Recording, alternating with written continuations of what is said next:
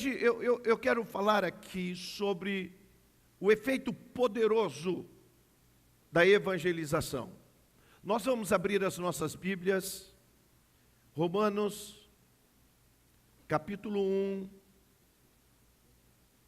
o versículo 16.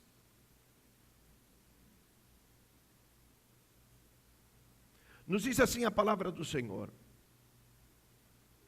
pois não me envergonho do Evangelho, porque é o poder de Deus para a salvação de todos aquele que crê, primeiro dos judeus e também do grego, visto que a justiça de Deus se revela no Evangelho de fé em fé, como está escrito: o justo viverá por fé. Existe um número muito grande de pessoas que rejeitaram a Jesus como Senhor e Salvador de suas vidas. Nós vemos que o número de pessoas que tem rejeitado, querido, é um número que não é pequeno. A gente nota que são pessoas que decidiram na sua vida entrar pela porta larga. E nós sabemos que existe uma consequência. A gente sabe que esse tipo de pessoa, hoje elas estão sofrendo o tormento eterno no inferno. São pessoas que estão sofrendo. O inferno é triste. O inferno, eu posso dizer que é amargo. Na verdade, o inferno não foi criado para o ser humano. O inferno foi criado para o diabo e seus anjos. Mas parece que muitas pessoas, por terem rejeitado a Jesus, caminham a passos largos para o inferno. É onde o fogo não se apaga. E o verme está ali, ele nunca morre. Ele está ali constante. E nós vemos que a companhia das pessoas que vão estar compondo o inferno são as pessoas mais cruéis de toda a terra, mais perdidas de toda a terra. Lá no inferno se encontra, eu posso dizer, se encontra os assassinos. É ali que se encontram os pedófilos. É ali que se encontram as prostitutas, os drogados. E eu vou dizer que vai somar juntamente com Herodes, com Judas Iscariotes, e por que não dizer com os demônios e com o próprio Satanás. Todos nós que aqui estamos, nós estávamos destinados a ir para o inferno. Nós estávamos nesse caminho, mas aconteceu que um dia, um belo dia, alguém que não se envergonhou do Evangelho, alguém que na verdade tinha Jesus como Senhor e Salvador da sua vida, esta pessoa começou a mostrar para nós, apresentar para nós Jesus Cristo, o único Salvador. E nós vemos que nós então começamos a conhecer os efeitos poderosos da evangelização. Eu posso dizer que o primeiro efeito poderoso da evangelização é um efeito transformador. Um dia nós éramos maus e nós nos tornamos pessoas boas. Um dia nós estávamos perdidos, mas nós fomos achados. Um dia nós estávamos destinados para o inferno, hoje nós estamos destinados para o céu. Querido, um efeito transformador. E eu fico imaginando Jesus. Jesus foi o maior transformador de toda a história. Jesus, onde passava, ele transformava as situações. Jesus, ele chegou na Galileia, na Samaria, na Judéia, e o negócio de Jesus era transformar. Ele começou o seu ministério transformando, na verdade, tempestade, água em vinho. Jesus sempre quis transformar. Ele transformou uma pessoa perdida numa pessoa salva, uma pessoa doente numa pessoa que gozava de saúde. Ele transformou uma pessoa que estava no cativeiro em uma pessoa livre. Eu quero dizer uma coisa para você, querido: existe um poder fantástico, um poder poderoso, um efeito poderoso, que é o poder da evangelização. Tem poder transformador, é o efeito transformador. Hoje o diabo procura espaço na sua vida, mas ele não acha. Sabe por quê? Porque você foi transformado pelo poder da palavra de Deus.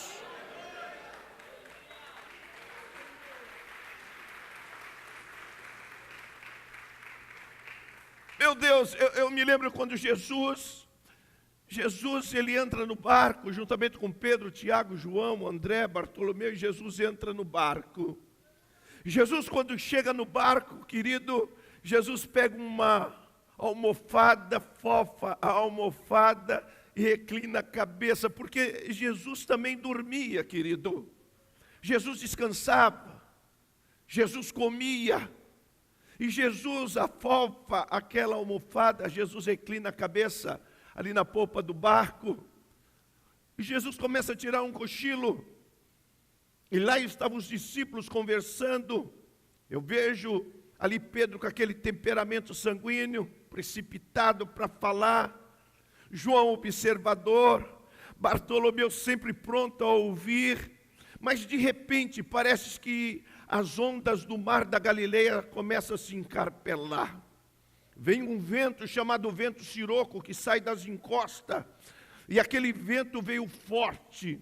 E quando aquele vento veio, começou a balançar o barco e começou as ondas subirem. Existem momentos na nossa vida que parece que a tempestade vem, parece que as ondas sobem, parece que o nosso barco vai afundar. Ei, querido, mas lembre-se que você não está sozinho. Jesus está no barco da sua vida, querido, e diz que Jesus estava ali. Os discípulos ficaram temerosos, ficaram preocupados, o barco balançando, a água entrando. Ei, querido, a água pode entrar no teu lar, na tua família, no barco da sua vida, mas o barco não vai afundar. Sabe por quê? Porque Jesus está no barco da sua vida. As coisas muitas vezes estão difíceis, nem sempre as coisas correm bem.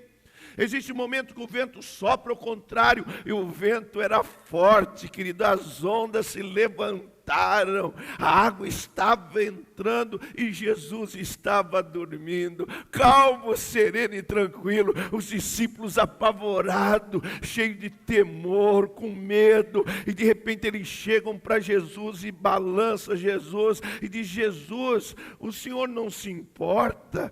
O Senhor está vendo a nossa situação, as ondas se encarpelaram, o vento sacode o barco e o Senhor não se importa, o Senhor não vai fazer nada. Jesus olhou para ele e disse: ei, homens de pouca fé, eu vou fazer algo que vocês poderiam fazer. Ei, vento, acalma-te, mar, aquieta-te. E tudo fez bonança, querido, e tudo acalmou, e Jesus continuou no barco, porque Jesus tinha um propósito. O propósito de Jesus era, quando ele chegasse lá na praia, lá na encosta, que ele queria chegar em Gadara. E quando Jesus, querido, o barco foi indo, encostou ali, Jesus tinha um objetivo. Ali tinha um homem, querido, um homem que estava dando trabalho para as pessoas, estava dando trabalho, querido, para a sua família, estava dando trabalho para a cidade. Todo mundo tinha medo daquele homem, era conhecido como gadareno. Aquele homem, querido, as pessoas olhavam para ele, não dava nem esperança, nenhuma esperança. Eu creio que muitos diziam: para esse aí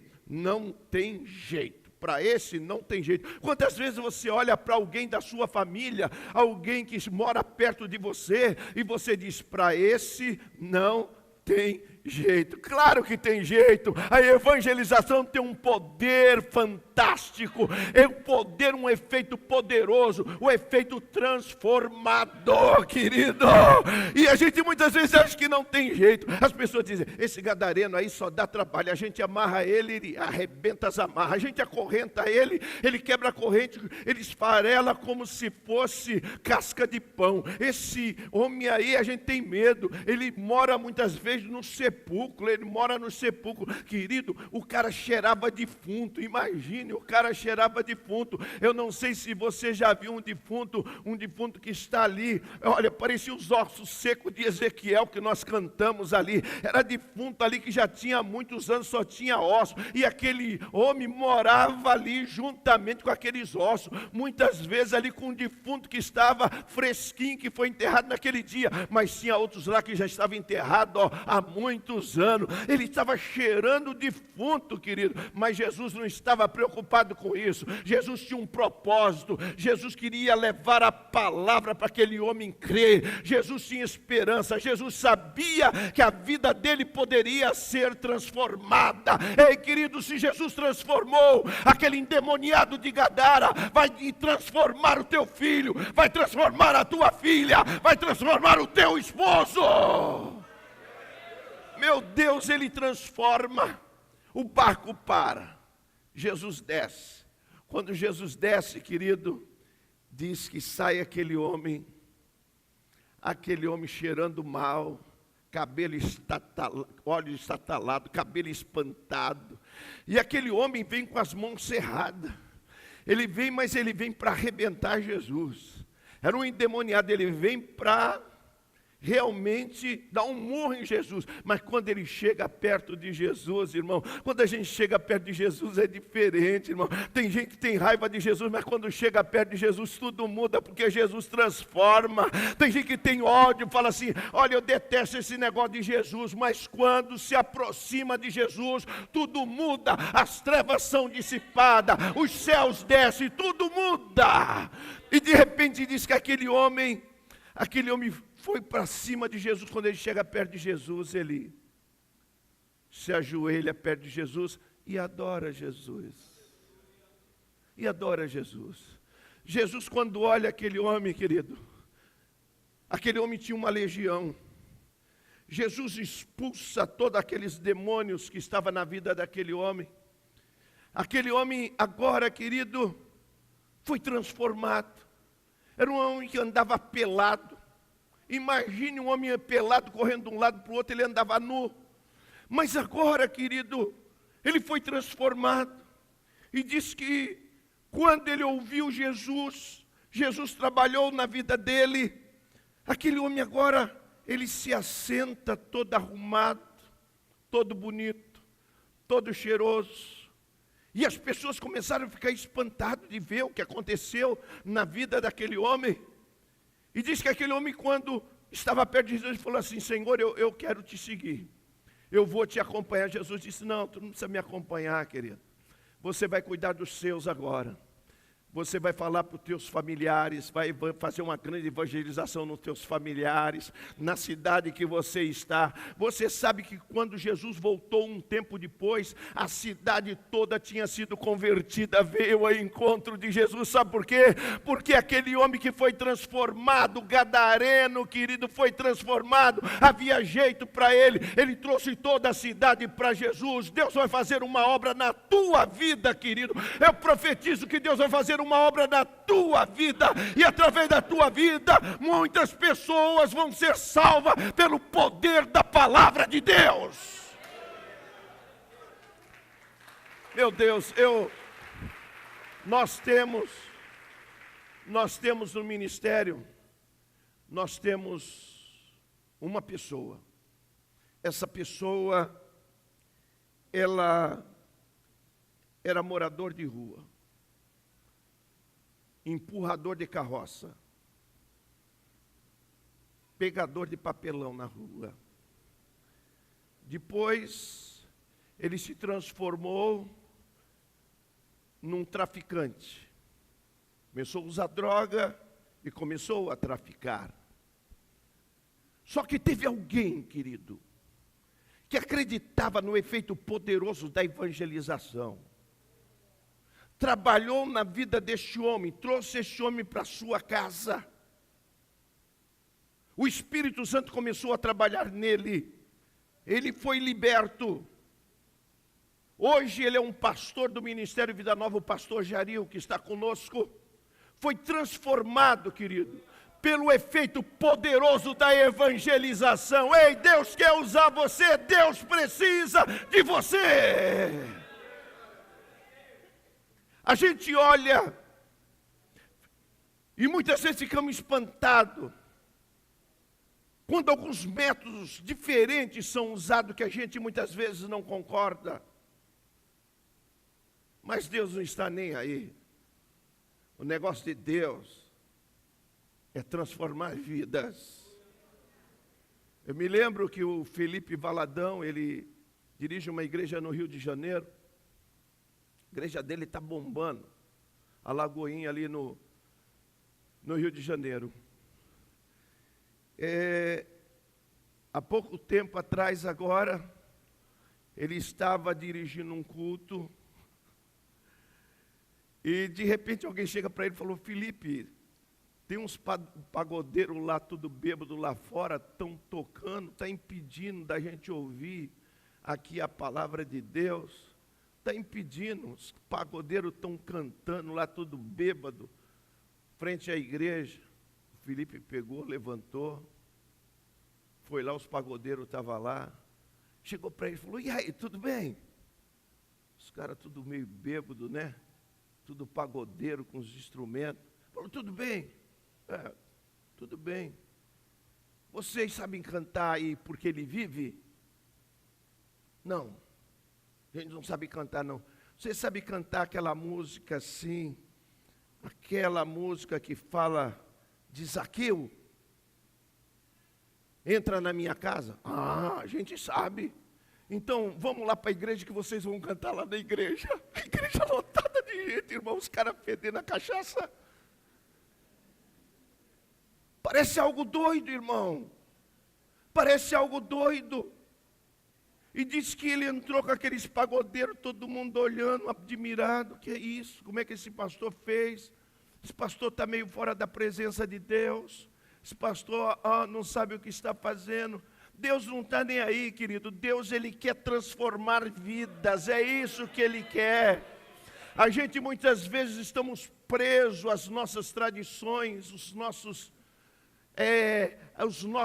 tabus da vida, mas o Senhor quer arrebentar todo paradigma, irmão, todo tabu que se levanta na nossa vida, toda tradição. Tem que deixar o Espírito Santo de Deus agir, porque aonde o Espírito Santo de Deus está, aí há liberdade. Olha, irmão, daí vai chegando aqueles pagodeiros. Então o Felipe fala assim: olha, nós temos aí uns pagodeiros, eles vão cantar aqui. Os caras subiram no altar, irmão. Todo mundo sobe no altar, daí começa o batuque e tal. Entra na minha casa, entra na minha vida. Aí começa a batucar, irmão. E de repente, irmão, foi uma unção. O povo começou a levantar, a glorificar o Senhor. E foi glorificando e exaltando o Senhor de tal maneira, querido. O Felipe ali só glorificando e o povo glorificando o Senhor. E os pagodeiros também tocando. Quando os pagodeiros viram que o povo estava glorificando, estava ficando em pé, as lágrimas começaram a descer dos pagodeiros, querido. Quando o Felipe fez o apelo, todos os pagodeiros aceitaram Jesus como Senhor e Salvador da sua vida.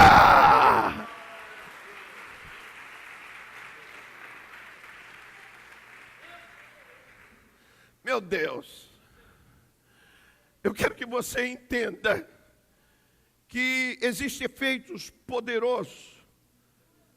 O efeito é poderoso, o efeito da evangelização. Tem o poder transformador, mas tem o poder salvador, querido. É um poder, o poder salvador. Jesus disse: olha aí, de pregar o evangelho a toda criatura, quem crê e for batizado será salvo, mas quem não crê será condenado. Nós estávamos condenados, destinados ao inferno, mas as boas novas de alegria chegou na nossa vida, bateu na porta do nosso coração. Hoje nós somos salvos, salvo, salvo, salvo e salvo.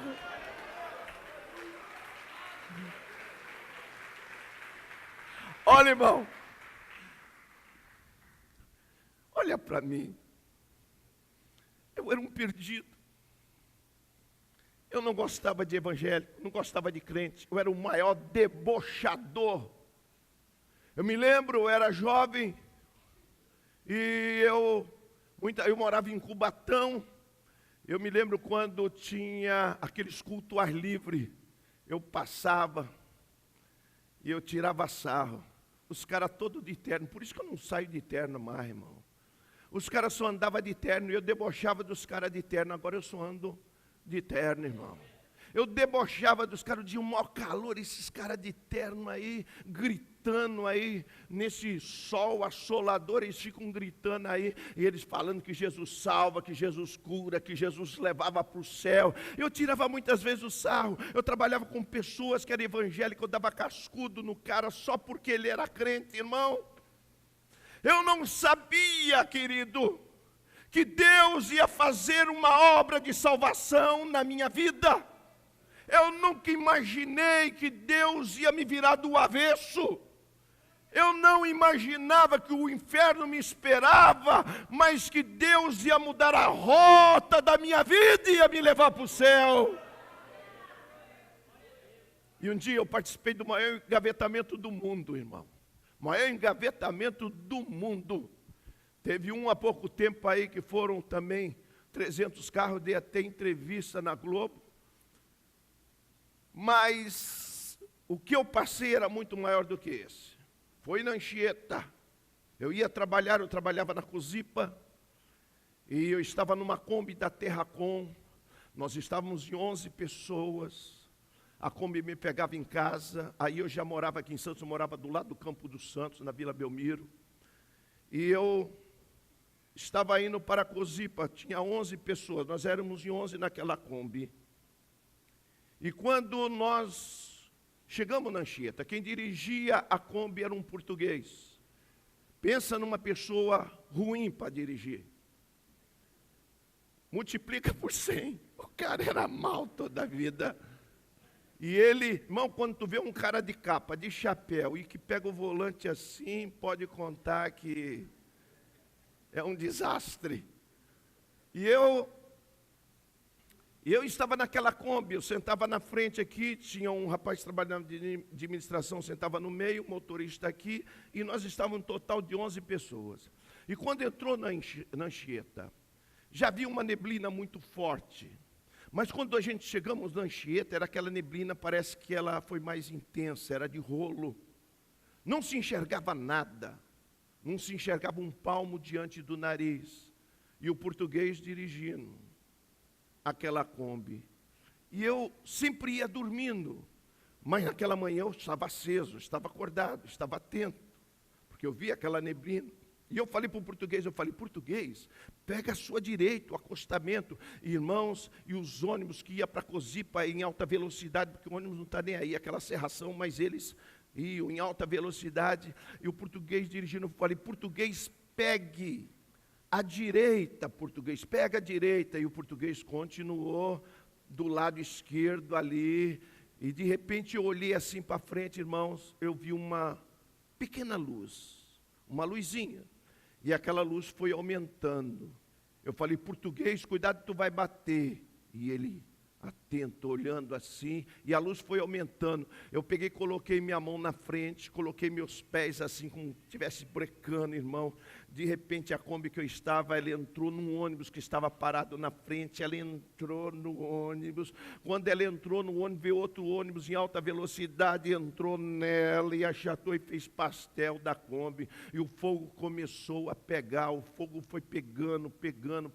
Eu era cabeludo, irmãos, eu andava aquelas roupas de couro e tinha uma camisa de seda por baixo. O fogo foi pegando dentro de mim, assim, foi pegando. A camisa de seda foi grudando no corpo. O meu cabelo era grandão, foi queimando o cabelo, foi queimando o rosto, irmão, foi queimando tudo. E eu ali e eu fiquei preso, com as mãos presas, os pés presos, e eu olhei assim, um fogo pegando no, aquele que era um dos administradores que estava do meu lado, o fogo pegando nele, foi pegando nele, irmão, e foi encolhendo, e eu vendo que ele foi encolhendo, e o fogo pegando em mim, o motorista, o volante entrou dentro dele, era sangue para todo lado, e o povo tudo morrendo, aquele maior engavetamento, irmãos, da história. Foram quase 300 carros que se chocaram, e eu ali preso, eu estava vendo tudo, o fogo começou a pegar no meu cabelo, no meu rosto, e eu vendo tudo, e eu só gritava, eu estou vivo,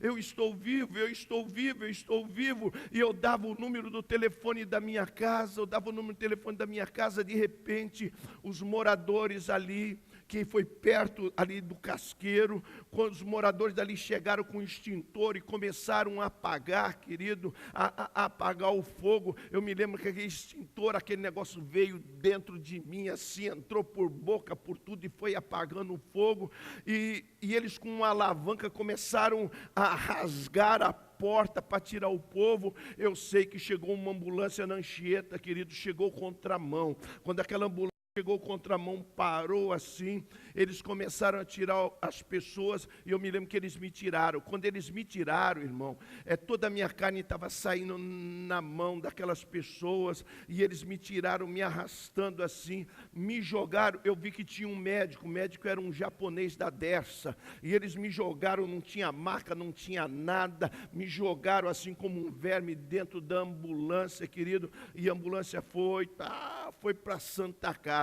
Quando chegou na Santa Casa, parece que todo mundo já tinha sido avisado, os enfermeiros, os médicos, lá embaixo mesmo já estava aquela equipe esperando as pessoas que foram acidentadas chegarem lá. Daí me pegaram, irmão, e me colocaram na maca e me levaram para o centro cirúrgico. Quando eu cheguei no centro cirúrgico, eu estava parecendo um homem, querido, de 80 anos, eu fiquei escuro. A minha pele tinha ficado escura, a pele estava se decompondo, estava saindo a pele, e eles me levaram para o centro cirúrgico, e eu vendo todas as coisas, irmão, todas as coisas, e quando ele me levaram para o centro cirúrgico, eu me lembro que eu passei assim, tinha um espelho, eu olhei assim, o meu cabelo só tinha 2 cachinhos aqui, todo queimado o meu rosto. Daí me levaram, irmãos, para o centro cirúrgico. Quando cheguei no centro cirúrgico, eu me lembro que eu falava, me dê uma anestesia, me dê uma anestesia. Mas sabe o que eles fizeram? Me deram uma anestesia. Quando me deram uma anestesia, eles pegaram um escovão. Quem trabalha em UTI aí sabe como é que funciona. Quem trabalha com queimado, pegaram um escovão, e aquele escovão começaram a arrancar a carne das minhas costas, do meu corpo, aquela carne queimada, para deixar granular a carne. E à medida que eles começaram a passar, eu comecei a gritar, porque a anestesia não fez o efeito que tinha que fazer. Eu sentindo dor, eu gritava. Daí eles me deram outra anestesia em cima. Alguém chega a dizer que não pode dar uma segunda anestesia em cima da primeira, mas em mim me deram uma outra anestesia. Quando me deram outra anestesia, eu me apaguei, irmão, eu me apaguei. Para vocês terem uma ideia, depois eu já não enxergava mais. Depois daquilo, eles fizeram, e levaram para o centro cirúrgico, fizeram uma limpeza, e me enrolaram como uma múmia. Eu só tinha do lado de fora esses 2 dedos, só esses 2 dedos. Por isso que eu valorizo esses 2 dedos, só tinha do lado de fora esses 2 dedos. Eu estava enrolado dos pés à cabeça, eles colocaram uma venda nos meus olhos, e eu ia quase todos os dias para o centro cirúrgico fazer uma cirurgia. Quase todos os dias eu chegava no centro cirúrgico, uma anestesia, mais uma operação. Mais uma anestesia, mais uma operação. Eu fiz 21 cirurgias, irmãos, 21 cirurgias. Eu já não aguentava mais a anestesia. A anestesia tinha um produto chamado quelene, é uma droga, aquilo estava me deixando doidão. Eu estava ficando tão doidão que eu tinha aquelas visagens, eu via eu entrando naquela máquina Sabe aquela máquina japonesa que faz pastel? Eu estava vendo, mas só que era aquela máquina enorme. Eu via eu passando assim naquelas máquinas, assim, eu já não aguentava mais. Aquelas máquinas de lavar que tem aquela roda assim, que tem aquele vidro. Eu via muitas vezes a minha cabeça lá batendo, não aguentava mais. Teve uma hora eu cheguei para o médico e falei, eu não aguento mais, pode me fazer a cirurgia sem anestesia. Foi quando eles tiraram essa droga chamada quelene da anestesia, irmão. E era todo dia, centro cirúrgico. E eu fiquei num lugar, querido, que as pessoas não estavam entrando, as pessoas não entravam. As pessoas, para entrar lá, ela tinha que estar toda equipada de capuz, de capa, uma cobertura no sapato. Era assim para entrar lá. A minha esposa tinha dificuldade, eles não entravam. A minha esposa estava grávida da Tatiana, ela ficava no vidro assim, mas eu não enxergava nada, eu tinha uma venda nos olhos. Eu me lembro quando, uma noite, querido, eu comecei a colocar tudo que eu tinha dentro para fora, e comecei a borrifar toda a parede do lado da cama que eu estava. Alguém disse assim, ele está pondo o fígado para fora, ele está pondo tudo para fora, mas não era, irmão. Chamou a família, que eu estava morrendo, que chegou a hora, a família veio todas para lá, mas descobriram que aquilo lá era o produto que eu havia ingerido, que era do extintor que eles tinham apagado, e eu tinha consumido aquilo. E os dias foram se passando. Um dia eles tiraram a venda dos meus olhos. Quando tirou a venda dos meus olhos, irmãos, eu comecei a enxergar, mas tudo embaçado. As pessoas que eu enxergava não via direito, tudo embaçado. Daí eles colocaram a venda, pomada, a venda novamente nos olhos, e os dias se passando. Daí um dia eles tiraram a venda dos olhos. Quando eu vi, eu estava enxergando perfeitamente, deitado na cama, irmãos. Eu deitado na cama, tinha aquela janelona toda de vidro. Eu vi do outro lado a minha esposa chorando, o meu pai chorando, a minha mãe chorando. Meu pai já não trabalhava mais, ele também trabalhava na cozinha, porque ficou desesperado. A minha mãe parou em hospital, a minha esposa grávida. Todo mundo, foi um transtorno no meu lar, na minha família. E a primeira coisa que eu vi foram eles ali, e eu ali deitado. De repente, centro cirúrgico, mais outra cirurgia. Irmão, é os momentos mais difíceis da vida. Existem momentos na nossa vida, querido, se Deus não olhar com misericórdia para nós, nós estamos perdidos. Nós não somos nada. A gente acha que é alguma coisa, mas nós não somos nada, não somos nada. Quem é tudo é Deus. Muitas vezes porque a gente tem um lugar de destaque na sociedade, a gente sobe os degraus da fama um pouco, muitas vezes tem um dinheiro que traz um conforto melhor, nós achamos que é o tal. Não somos nada, querido. Quando você chega no leito de enfermidade, você vai ver quem você é, você fica exposto a todo mundo. E eu estava assim, eu dependia das pessoas. Eu tinha uma enfermeira que ficava comigo de dia e outra ficava de noite. Elas que me davam banho. Vocês não imaginam o que acontece com uma pessoa quando está no estado que eu estava. E eu naquela situação ali, os dias se passando. Daí um dia eu fui para o centro cirúrgico. Me levaram na maca para o centro cirúrgico. Quando eles me põem, vocês sabem como é que eles me tiravam da cama para pôr na maca? A maca tem aquelas rodinhas. Eles pegavam, ninguém podia me pegar assim. As minhas costas era carne viva. Eles pegavam 2 na ponta do lençol, outros 2 na outra ponta do lençol, e levantavam o lençol para me jogar na maca. Quantas vezes a maca escorregou, o lençol rasgou, eu caí no chão, eles fechavam a cortina e eu gritava, eles me pegavam e me colocavam na maca. Isso não foi só uma vez. Algumas vezes aconteceu isso. O sofrimento era árduo. E aconteceu, querido, que os dias foram se passando, e um dia eles me levaram para o centro cirúrgico. E quando eu cheguei no centro cirúrgico, que eu estava esperando eles me darem uma anestesia. Daí eu ouvi quando o doutor Abrão Altman, é um ortopedista aqui em Santos, é meu amigo. Doutor Abrão Altman falou para o outro médico era cirurgião plástico, ele já morreu. E Abrão Altman disse para ele, nós vamos amputar o braço dele. Irmãos, eu já estava arrebentado, acabado. Tinha descido ao nível mais baixo. Agora eles iam amputar o meu braço. Aquilo ali parece que algo entrou dentro de mim, mexia dentro de mim, parece que rasgava dentro de mim. Mas eu não chorava. Eu só sabia gritar. Chorar eu não chorava. Estancou de mim as lágrimas. Porque eu era uma pessoa que sempre fui líder e agora eu me senti abandonado, porque os amigos te visitam hoje, te visitam amanhã, chega um momento já não te visitam mais. Chega um momento você já não é mais benquisto. Você já é algo que está impedindo alguma coisa. Você já é um embaraço. E os meus amigos começaram a me abandonar. Amigo querido, a gente tem muitas vezes companheiro, mas amigo é difícil, amigo é difícil.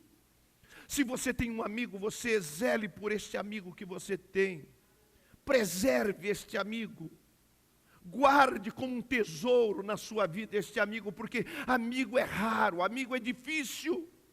Amigo é aquele que está todos os momentos com você, não somente nos momentos bons, mas nos momentos amargos da vida. Hoje tem muitas pessoas aproveitadoras, jogo de interesse, quer ver o que você pode oferecer, o que você pode dar.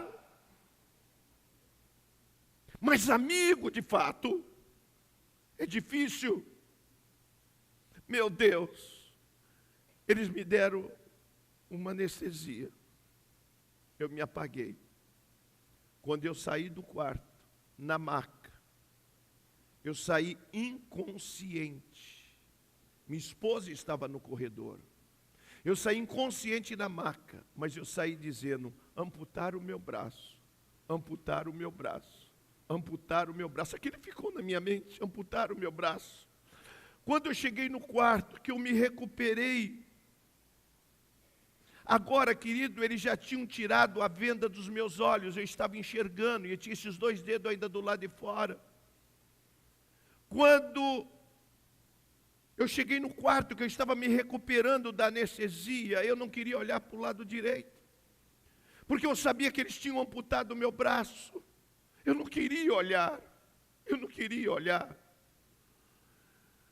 Mas os dias foram se passando, parece que não tem jeito. Você olha assim, parece que a sua vida acabou.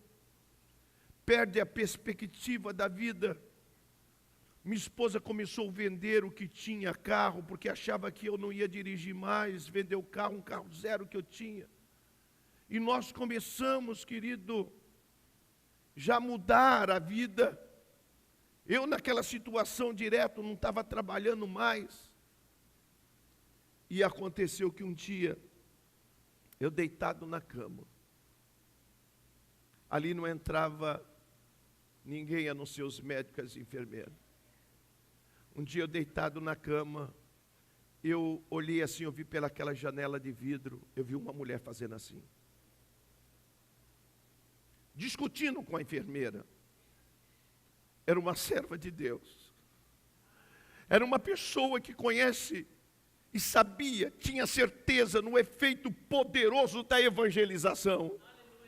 Aquela mulher estava discutindo com a enfermeira e de repente a enfermeira pega, coloca nela um capuz, coloca nela uma capa e tinha uma grande porta.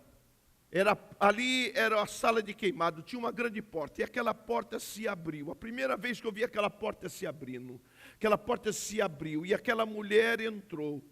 Quando aquela mulher entrou, ela não veio na minha direção, ela tinha a Bíblia na mão. Ela não veio na minha direção, ela foi na direção de outro queimado.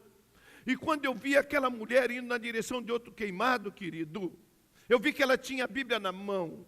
Eu sabia que a Bíblia é a palavra de Deus, eu sabia disso, eu tinha certeza disso. E quando eu vi a mulher indo na direção de outro queimado, eu comecei a mexer o que eu tinha, esses 2 dedos lá de fora. Eu comecei a fazer assim, irmão. Eu comecei a fazer assim, eu queria que aquela mulher olhasse para mim, e de repente o Espírito Santo de Deus, que convence o homem da justiça, do pecado e do juízo, parece que ela virou, o Espírito Santo virou aquela mulher, e aquela mulher olhou para mim, eu estava fazendo assim com os 2 dedos, ela deixou aquele queimado e veio na minha direção, e quando ela chegou diante de mim, que ela me viu, eu não me cobria com coxa, eu não me cobria com lençol, eu não me cobria com nada, porque eu estava parecendo uma múmia, eu já era coberto, enrolado naquelas faixas. Ela olhou para mim, as lágrimas começou a descer dos olhos dela, e ela começou a cantar um cântico sacro, que eu nunca tinha ouvido na minha vida, e à medida que ela começou a cantar, ela cantou, começou a mexer dentro de mim, a primeira vez as lágrimas começaram a descer dos meus olhos, eu comecei a chorar, ela era uma mulher analfabeta, ela não sabia ler e não sabia escrever, mas ela conhecia o Salmo 23 de cor, ela abre a Bíblia no Salmo 23, dá para a enfermeira que estava ao meu lado, e a enfermeira pega a Bíblia aberta no Salmo 23, e aquela mulher, ela olha para mim, e ela começa a recitar o Salmo 23, dizendo: o Senhor é o meu pastor, e nada me faltará, deitar-me faz em verdes pastos, guia-me mansamente às águas tranquilas, refrigera a minha alma. Quando ela chegou naquele versículo que diz: ainda que eu passasse pelo vale da sombra da morte, eu não temerei mal algum, porque tu estás comigo. Eu gritei, eu chorei, a enfermeira enxugava as minhas lágrimas, que ela chorava também, e enxugava as lágrimas dela, querido, estava ali, e eu chorava, aquela mulher estava falando de Jesus para mim, trazendo a evangelização para o meu coração, ia haver uma transformação na minha vida, ia haver salvação na minha vida, ia haver avivamento na minha vida, querido.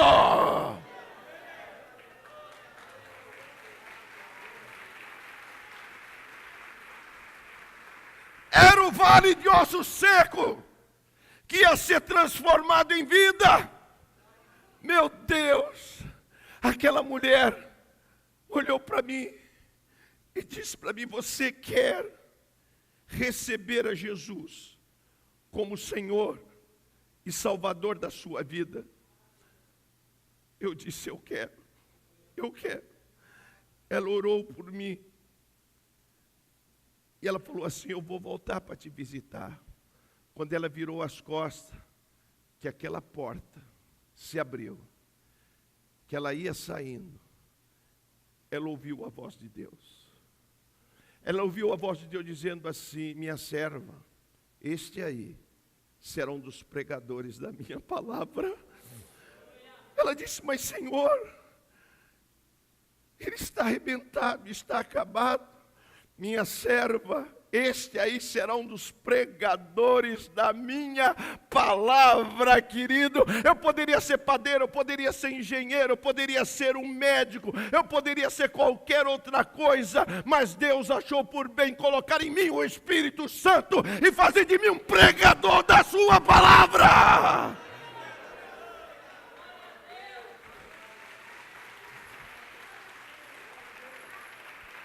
Aleluia! Aleluia! Irmão, existe um efeito poderoso da evangelização.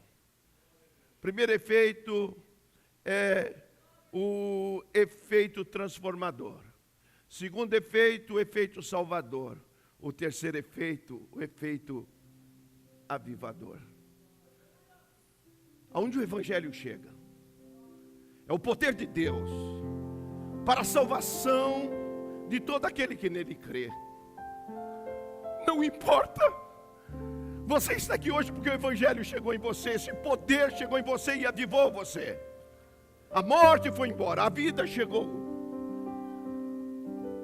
Não importa quem trouxe para você o evangelho, mas uma coisa é certa: quem trouxe é alguém que não se envergonha do evangelho. Quando Felipe desceu a Samaria, E ele desceu falando de Cristo. Foi uma revolução em Samaria. Os demônios eram expelidos, coxo e paralítico, diz que eles andavam. O evangelho era pregado. O poder de Deus era destilado. Meu Deus! É por isso que Paulo disse assim, olha, falando aos crentes de Corinto, quando eu fui ter convosco, quando eu fui evangelizar vocês, quando eu fui ter convosco, eu não fui com palavra de sabedoria humana, mas eu fui com poder de Deus. Evangelho é poder, é avivamento. Evangelho é acontecimento. Jesus disse, sinais seguirão aos que crerem. Em meu nome, porão a mão sobre os enfermos e os curarão.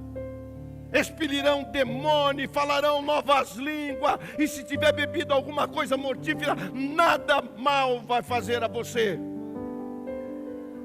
E diz que o Senhor cooperava com os discípulos. Porque evangelho é poder. Evangelho é acontecimento. Evangelização é o evangelho em ação. E hoje Deus vai agir na tua vida aqui. Hoje Deus vai agir na tua vida. Deus vai agir na tua vida. Vamos aplaudir o Senhor.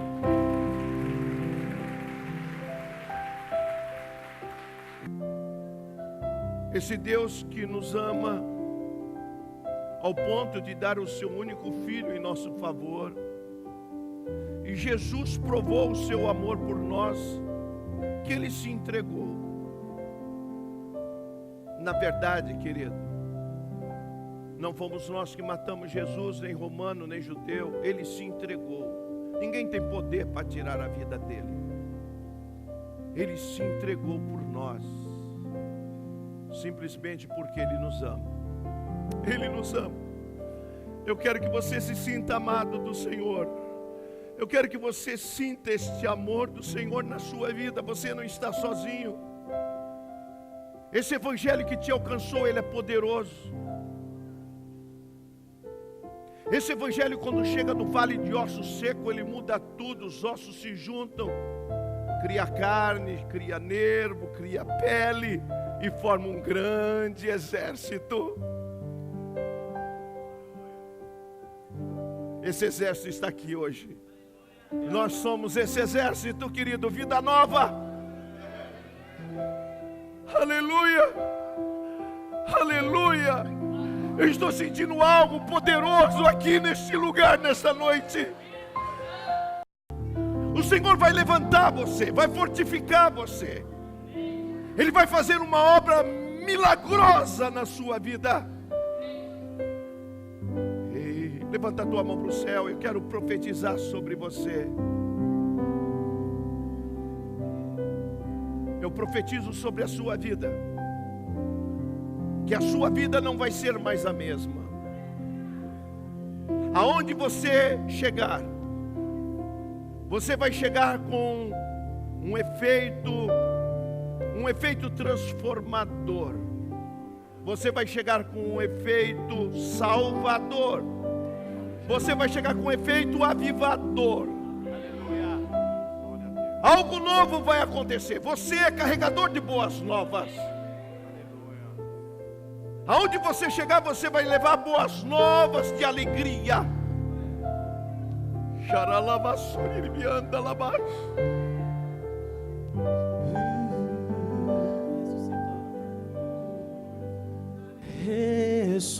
Ressuscita,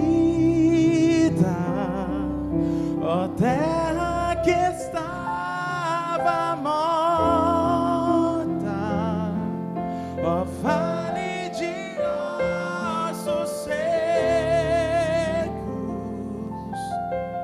volte a respirar.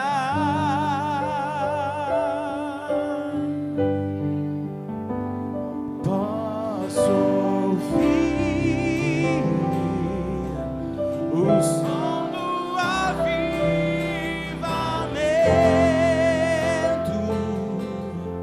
a morte tornando vida, ressuscita. O que